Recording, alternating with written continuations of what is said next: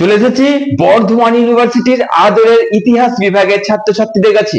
আজকে তোমরা দেখতে পাচ্ছ যে আজকে তোমাদের পলিটিক্যাল হিস্ট্রি যে পার্টটা রয়েছে সেইটা থেকে তোমাদের সাজেশন দিচ্ছি। মাত্র এই কটা প্রশ্ন, এই কটা কটা প্রশ্ন বলছি না, থাম্বনেলে ওপেন লিখে দিয়েছি। এই কটা কোশ্চেন্স করলেই তোমরা কিন্তু যথেষ্ট ভালো এক্সাম দিতে পারবে। যথেষ্ট, এরকম নয় যে পাস করে যাচ্ছ, যথেষ্ট ভালো তোমাদের পরীক্ষা হবে। চ্যালেঞ্জ করছি, পরীক্ষা থেকে হাসি মুখে বেরিয়ে আসবে, এইটুকু তোমাদের বলে দিচ্ছি। যে কটা প্রশ্ন আজকে তোমাদের বলে দিচ্ছি, অর্থাৎ আগের দিন কিন্তু এই ইতিহাস সিরিজে আর একটা পার্ট রয়েছে সেটা দিয়ে দিয়েছি, এবং তোমরা যারা এই ভিডিওটা দেখছো তারা ভালো করে বুঝবে যে আমার সাজেশন দেওয়ার একটা প্যাটার্ন রয়েছে। প্রথমে ডিএসসি গুলো দেবো, যত ডিএসসি আছে অর্থাৎ ডিএসসির যত সাবজেক্ট রয়েছে আগে ডিএসসি আপলোড হবে। ডিএসসি গুলো শেষ করার পর জিই দেবো, তারপরে এসইসি দেবো, তারপরে প্রশ্নমান 2 দেবো। এটা তোমরা যদি না জেনে থাকো একটু জেনে নাও, তাহলে কিন্তু তোমাদের ওই হুড়োহুড়ি করতে হবে না কমেন্ট বক্সে এসে। তাই তোমরা জেনে নাও যে এখন অনলি ডিএসই এর সাজেশন কিন্তু আপলোড হবে। ডিএসই অর্থাৎ মেইন পেপারের সাজেশন এখন আপলোড হবে, এখন কোন রকম জিই এসইসি আপলোডেড হবে না। ওকে, তো চলো শুরু করছি আজকের পঞ্চম সেমিস্টারে আমার আদরের স্নেহের ছাত্রছাত্রীদের পলিটিক্যাল হিস্ট্রি যে পার্টটা তোমরা ইতিহাসে বেছে নিয়েছিলে তাদের গুরুত্বপূর্ণ গুটি কয়েক এই কটা কোশ্চেন, এইগুলো করলে এই বিষয়ের চিন্তা শেষ।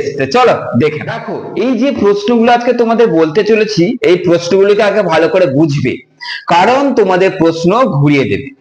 তোমাদের প্রশ্ন 5-এর মতন করে রেখেছো, 10-এ আসতে পারে, 10-এ করেছো 5-এ আসতে পারে। এইটা আগে খুবই নর্মাল জিনিস, বুঝে নাও। এটা তো নর্মাল জিনিস, এটা তো হবেই, কিন্তু তার থেকে ভয়ানক জিনিস হচ্ছে ঘুরিয়ে দেবে। প্রশ্নটাকে কেমন করে ঘুরিয়ে দিতে পারে এবং তুমি ধরবে কি করে যে এইটাই ওই প্রশ্ন যেটা আমি করে এসেছি, সেটা আজকে তোমাদের বলে দিচ্ছি।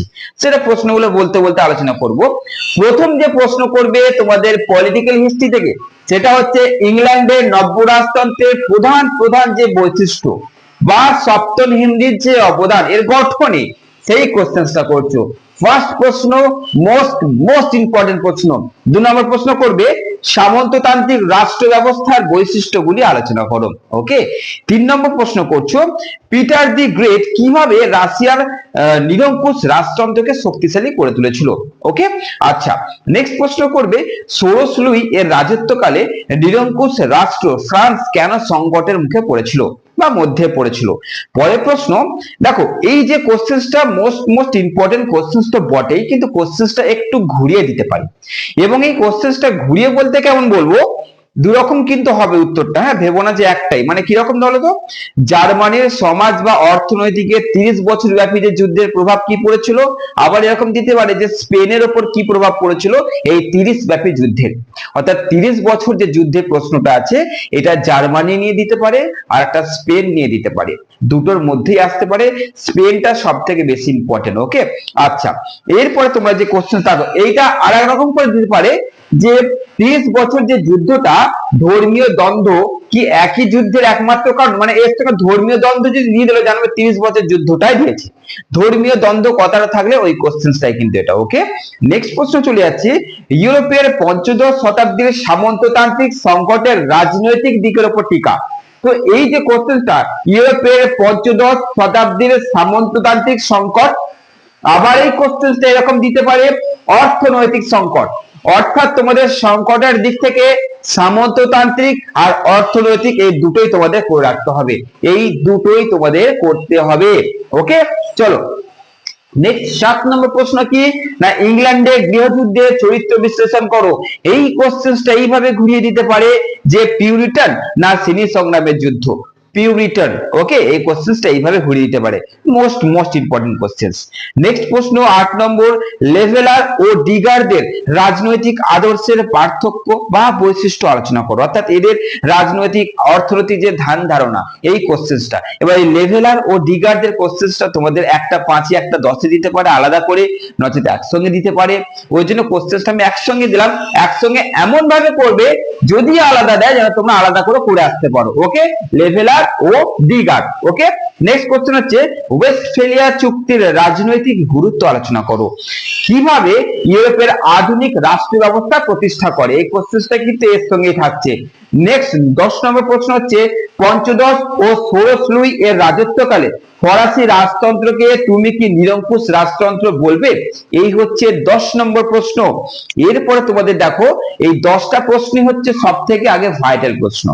আমি এই 10টা প্রশ্নই তোমাদের থাম্বনেলে রাখছি যে 10টা প্রশ্নই হচ্ছে সব থেকে ভাইটাল প্রশ্ন।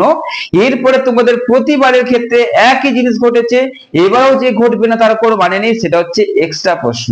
এক্সট্রা মানে কখনো হালকা নেবে না। আমার যে অথবা দেওয়া থাকে না, ওই অথবা থেকেও চলে আসার চান্স রয়েছে। অথবা মানে কিন্তু এক্সট্রা, এক্সট্রা প্রশ্ন থেকেও প্রতিবারে পরীক্ষা চলে এসছে, তাই এক্সট্রা প্রশ্ন ছাড়া যাবে না। হ্যাঁ, এক্সট্রা প্রশ্ন ছাড়া যাবে না, তাহলে এক্সট্রা কেন বলছেন? আমি যে প্রশ্নগুলো এতক্ষণ বললাম আগে সেইগুলো তৈরি করবে, তারপরে এই প্রশ্নগুলো। তাহলে চলে আসছে কি রকম না, প্রথম ফ্রেডারিক কিভাবে প্রাশিয়াকে ডাচি থেকে রাজ্যে রূপান্তরিত করেছিল। এই কোশ্চেনটা ঠিক এইভাবে ঘুরিয়ে দেবে একটাই প্রশ্ন, যে প্রাশিয়ায় কিভাবে নিরঙ্কুশ রাজতন্ত্র গড়ে উঠেছিল। এই কোশ্চেনটা একই কোশ্চেন। ওকে, নেক্সট কোশ্চেন হচ্ছে আধুনিক রাষ্ট্রের প্রধান বৈশিষ্ট্যগুলি কি কি। তারপরে পঞ্চম চার্লস এর সাম্রাজ্যকে সুদৃঢ় করার জন্য কি কি উপায় অবলম্বন করেছিলেন, তাকে কি সমগ্র ইউরোপের প্রভু বলা যায়, আলোচনা করো।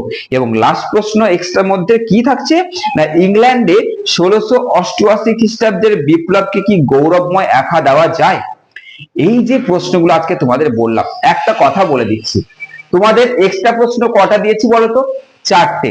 ধরে নাও 14টা প্রশ্ন হলো, আগের 10টা আর এখানে 4টে, তো 14টা যে প্রশ্ন হলো, তোমাদের এই 14টা প্রশ্নের মধ্যে প্রথম 10টা প্রশ্ন তো তোমরা আগে তৈরি করবে। ওকে, প্রথম 10টা প্রশ্ন আগে তৈরি করবে, তারপরে সেই কটা কোশ্চেন রেডি হওয়ার পর এই এক্সট্রা গুলো করতে হবে। কারণ এক্সট্রা থেকেও তোমাদের দিয়ে দিচ্ছে, প্রতিবারে হয়েছে, আমার এক্সট্রা থেকেও কিন্তু চলে এসেছে, প্রতিবারে হয়েছে, তার জন্য এক্সট্রাতেও তোমাদের জোর দিতে বলছি।